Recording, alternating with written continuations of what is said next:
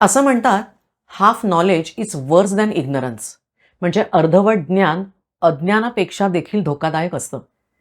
मानसिक आजारांबाबत देखील हेच म्हणता येईल. खरं तर शरीर आणि मन हे दोन्ही आपलंच. जसे शारीरिक आजार होतात तसे मानसिक आजार होतच असतील ना. पण मानसिक आजाराबाबत कपोलकल्पित कथा, कादंबऱ्या, चित्रपट किंवा ऐकीव माहितीवरून जे काही सो कॉल्ड ज्ञान मिळतं, त्यांनी मानसिक आरोग्याच्या बाबतीमध्ये चुकीचे विचार बाळगले जातात. त्यामुळे एक तर त्याच्याकडे दुर्लक्ष केलं जातं किंवा अयोग्य मार्गाने हाताळलं जातं. पण त्याहूनही मोठा धोका होतो तो म्हणजे अशा अर्धवट माहितीमुळे या त्रासातून जाणारे लोक मदतीपासून किंवा उपचार घेण्यापासून मुक्तात.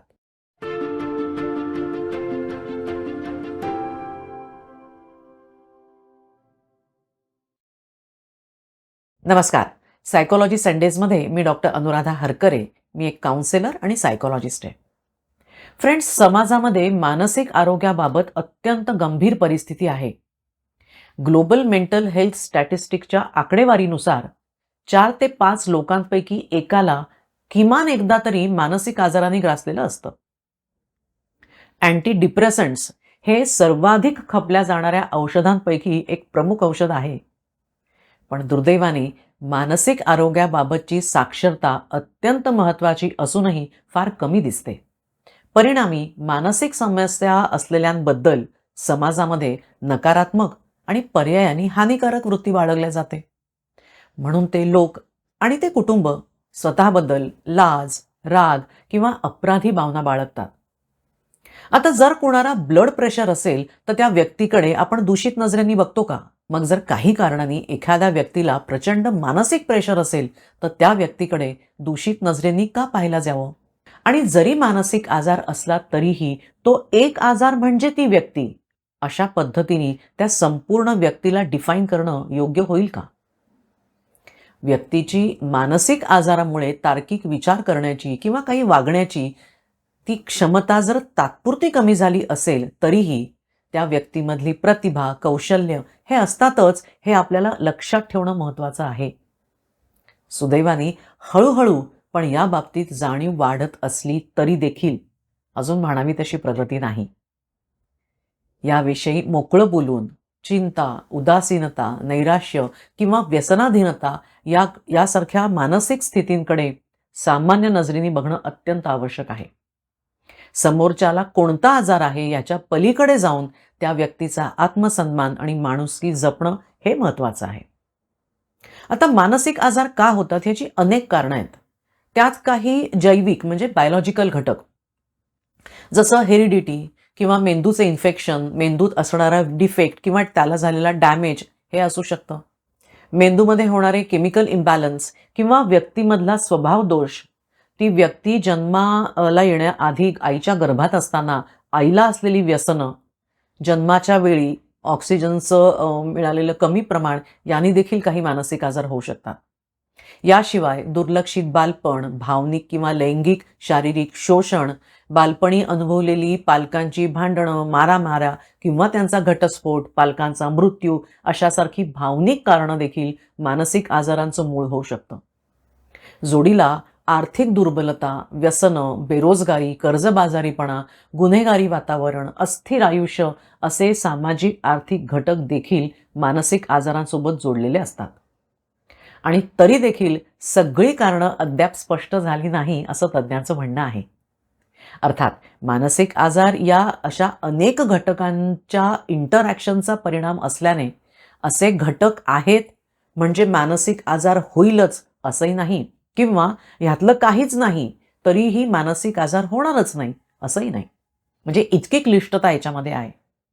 तरीही जेव्हा या आजारांचं निदान होतं तेव्हा ते आपल्याला झालेलं आहे किंवा आपल्या जवळच्याला असा आजार झालेला आहे हे मान्य करणं नक्कीच आव्हानात्मक आहे.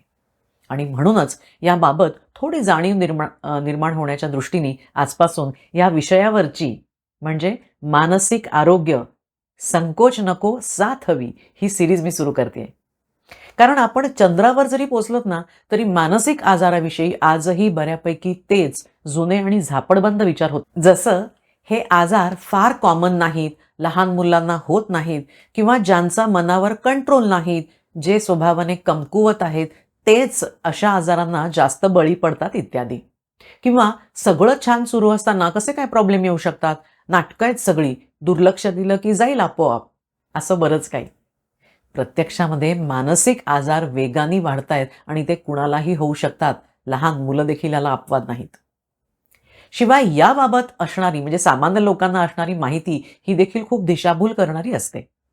जसं या आजारांच्या औषधाची सवय लागते, डॉक्टर झोपेच्या गोळ्या देतात, एकदा का असे आजार झाले की आयुष्यभर औषधं घ्यावी लागतात इत्यादी. पण हे असं सरसकट सगळ्यांसाठीच असतं असं नाही. मानसिक आजारांवरची औषधं ही अत्यंत नियंत्रित पद्धतीने दिल्या जातात आणि थांबवल्या जातात. त्यामुळे पेशंटनी किंवा त्यांच्या काळजी घेणाऱ्यांनी आपल्या मनाने कधीही औषधं अजिबात बंद करू नये. शिवाय बहुतांश मानसिक आजार हे कायमचे नसतातच. योग्य औषधोपचार, समुपदेशनाच्या मदतीने या आजारांवर उत्तम नियंत्रण मिळवता येतं. वाढतं संशोधन आणि मेडिकल क्षेत्रात होणारी प्रगती यामुळे या आजारांवर उपचार करून सुधारणा खूपच शक्य आहे. पण दुर्दैवाने मनोरंजनाच्या माध्यमातून वेड्यांचे आजार, पागलखाना, तिथल्या पेशंटचं विचित्र वागणं, ट्रीटमेंट म्हणजे शॉक देणं, हे असं काहीतरी चित्र आपल्या डोक्यात बसलेलं असतं. पण आता औषधं, सायकोथेरपी, काउन्सेलिंग, घरच्यांचा आधार, निरोगी आरोग्यशैली आणि स्वतः त्या व्यक्तीची साथ अशा अनेक मार्गांनी गंभीर आजार असणारी व्यक्ती देखील सामान्य आयुष्य जगू शकते. अजून एक मोठा गैरसमज जो आवडीने जोपासला जातो तो म्हणजे एखादी घरची वडीलधारी किंवा उच्च शिक्षित व्यक्ती समजावून सांगू शकते, काउन्सेलिंग करू शकते आणि ते बरं होईल आपोआप. परंतु असा सल्ला देणं आणि समुपदेशन करणं यात खूप फरक आहे. असा जर आजार काही असेल तर व्यवस्थित प्रशिक्षण घेतलेल्या तज्ज्ञ लोकांकडे जितक्या लवकर जाता येईल तितकं चांगलं. कारण मानसिक किंवा शारीरिक देखील या आजारांचं निदान जितक्या लवकर होईल तितकी त्याची तीव्रता कमी असतानाच उपचार सुरू करता येतात. आता या विषयावरील तज्ज्ञ म्हणजे नेमके कोण याबाबतची व्हिडिओ लिंक डिस्क्रिप्शनमध्ये आहे. मानसिक आजारांबद्दल असलेला समाजामधला कलंक आणि इतर अडथळे दूर करण्याच्या हेतूने पुढील काही भाग आपण विविध मानसिक आजारांबद्दल जाणून घेणार आहोत. त्यामुळे काही लोकांना उपचार मिळण्यात, इतरांना समजून घेण्यात मदत होईल. पुढच्या भागात बघूया की अपसामान्यांचं मानसशास्त्र म्हटलं जातं ते नेमकं काय, मानसिक आजार आहेत हे कसं ओळखायचं. त्यामुळे एपिसोड चुकवून चालणार नाही. मग हे चॅनल सबस्क्राईब करावं लागेल, नोटिफिकेशनसाठी बेल आयकॉन क्लिक करावे लागेल आणि किमान एकाला तरी हे चॅनल सबस्क्राईब करायला सांगावं लागेल. कारण आपल्या सभोवताली अशी जाणीव असणारे कुटुंबीय, मित्र असतील तर त्यांच्यासोबत आपलं हे आयुष्य सुकर होईल. खरं ना? So stay tuned and thanks for watching.